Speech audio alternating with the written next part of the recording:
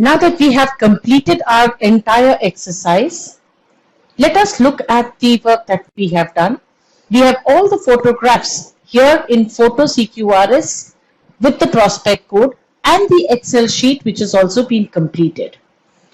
Put together, both these files can be very large in size, and therefore a very convenient way of sending these files to somebody is to zip them first. So a good way of zipping would be ensure that the files, all the files, whether they are photographs or Excel, everything is first closed. Then click your mouse, the right button of your mouse on top of this folder and say compress to zip file. This creates a zip file which is much smaller in size in comparison with the folder that you had earlier.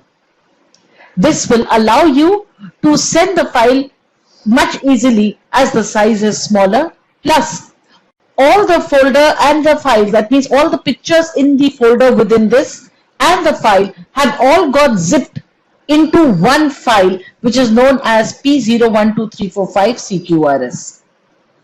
The person who received this will unzip it.